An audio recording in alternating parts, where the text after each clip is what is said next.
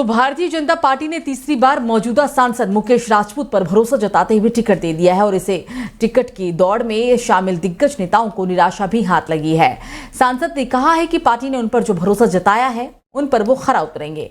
अब की बार भी वो फर्रुखाबाद की सीट बीजेपी की झोली में ही डालेंगे। बीजेपी ने 195 लोकसभा उम्मीदवारों की घोषणा कर दी है, जिसमें फर्रुखाबाद से एक बार फिर से सांसद मुकेश राजपूत को टिकट दिया गया है।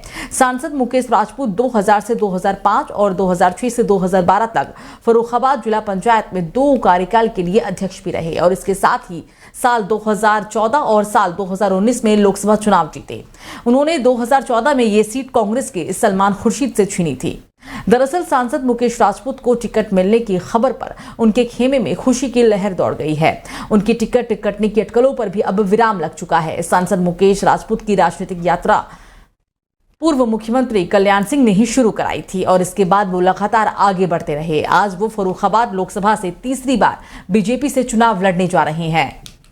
सबसे पहले मैं पार्टी नेतृत्व का, जिला नेतृत्व का, प्रदेश नेतृत्व का, राष्ट्रीय नेतृत्व, अपने तीनों नेतृत्वों का बहुत बहुत आभार व्यक्त करता हूं, क्योंकि हम जैसे छोटे से कार्यकर्ता पर पार्टी ने तीसरी बार भरोसा जताया और हम अपने फर्रुखाबाद की लोकसभा के कार्यकर्ताओं के सहयोग से पार्टी ने जो भरोसा जताया उस पर खरा उतरूंगा। पहली बार 2014 में हम लोग 1,51,000 वोट से जीता था। दूसरी बार सभी कार्यकर्ताओं के बल और भरोसे पर 2,51,000 से जीता था। तो बीजेपी ने यूपी के 51 लोकसभा सीटों पर उम्मीदवारों की पहली लिस्ट जारी कर दी है। बीजेपी ने अपनी पहली सूची में गोंडा 59 लोकसभा सीट से वर्तमान बीजेपी सांसद कीर्तिवर्धन सिंह उर्फ राजा भैया को एक बार फिर से तीसरी बार अपना उम्मीदवार बनाया है। कीर्तिवर्धन सिंह उर्फ राजा भैया वर्तमान समय में गोंडा लोकसभा सीट से बीजेपी सांसद है। कीर्तिवर्धन सिंह के पिता पूर्व कृषि मंत्री कुंवर आनंद सिंह सपा सरकार में पूर्व कृषि मंत्री थे। आपको बता दें कि कीर्तिवर्धन सिंह 2014 से भारतीय जनता पार्टी के सिंबल से लगातार 2 बार सांसद भी रहे हैं और तीसरी बार बीजेपी के टिकट से मैदान में उतरेंगे। पिछले लोकसभा चुनाव में कीर्तिवर्धन सिंह ने सपा प्रत्याशी को लगभग 1.25 लाख वोटों से मात दी थी।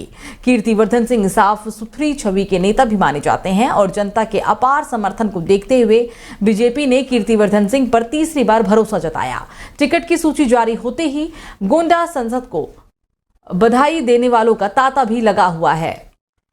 तो नोएडा के 2 अलग अलग कोतवाली क्षेत्र में आग लगने की घटना से एक कार जलकर खाक हो गई, जबकि झुग्गी बस्ती में आग लगने से कई झुग्गियां जल गई हैं। दोनों ही घटना में फायर सर्विस यूनिट ने आग पर काबू पा लिया। फिलहाल इस अग्निकांड में किसी के हताहत होने की सूचना नहीं है। दरअसल आग लगने की पहली घटना कोतवाली फेज 3 के क्षेत्र में हुई और ये घटना उस समय हुई जब तेज रफ्तार से चलते हुई गाड़ी में आग लग गई।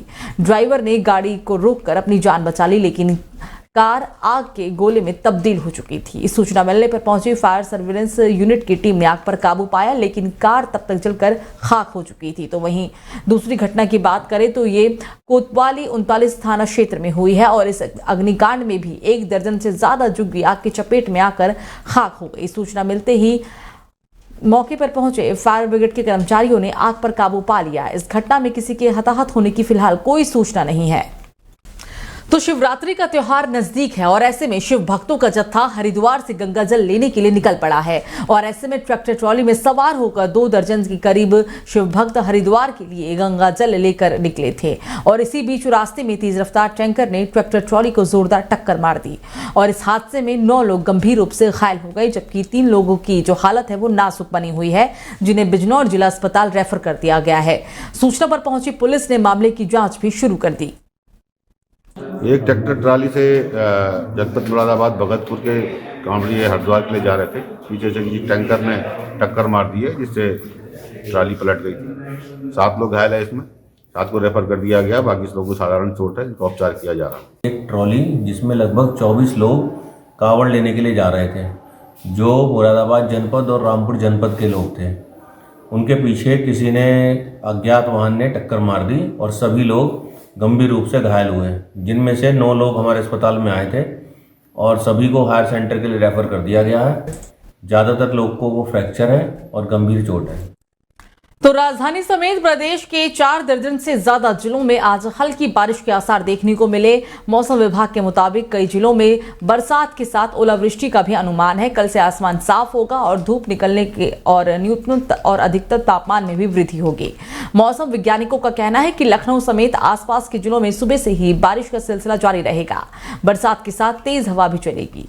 यूपी के कई शहरों में बीती रात से बारिश का सिलसिला लगातार चलता रहा। किसानों के लिए ये बारिश मुसीबत बनकर आई है। जिन किसानों ने गेहूं की बुआई कर दी थी वो बारिश आंधी की वजह से गिर गई है। किसानों ने आलू की खुदाई भी करनी शुरू कर दी थी, लेकिन बारिश का पानी भरने की वजह से वो भी रुक गई है।